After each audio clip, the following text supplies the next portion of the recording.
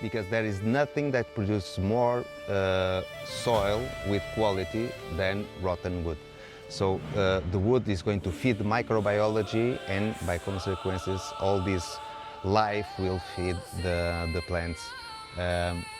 So we are going to use all of this, but we are going to put, like I said in the beginning, in the consortium with the Tangerina, orange, we are going to put species that are going to produce even more biomass that if we prune and we put on the ground is going to get rotten, is going to be digested for the living microbiology, and in this way we are constantly improving the soil. So the starting up is like 30 years of improvement, and we are going to accelerate even more this improvement, and only this way we can achieve to have a really good impact, at least in this square or in these 12 squares.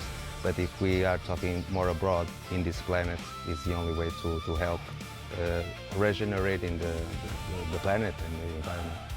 So just to make sure I understand, so in each of these lines, not only will we have the specific crop that we're trying to grow, like some of them I've mentioned before, the mangoes, the tangerines, the passion fruit, and I forgot to mention this, but coffee, where in this 6,000 square meters, the primary, there will be more coffee plants, I should say, than any other plant in here.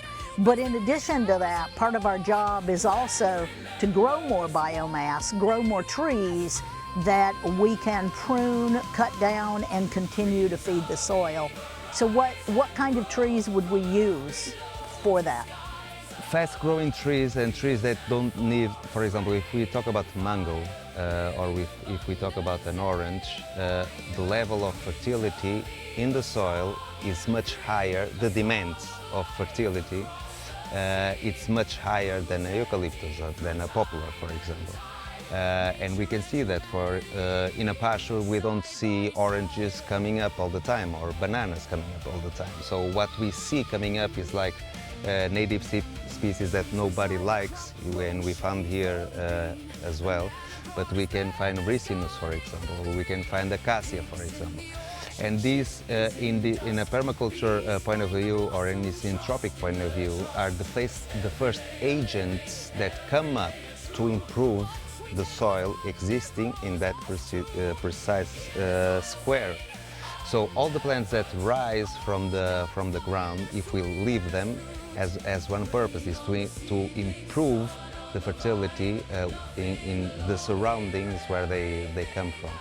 So if we are talking about these fruit trees that we want to collect fruit, the demands in terms of soil quality, it's very high. So even the soil that we have here, I think the starting point is really good, but it's not enough for the demands of an orange or avocado or this kind of coffee or this kind of high demanding crops.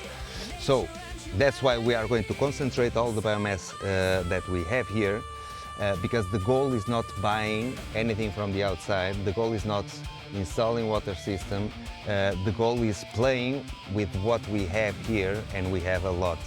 And because we want to keep increasing, because all this material is going to last a few years, I hope. So the shredded material less than 6 months. The wood material is going to last longer.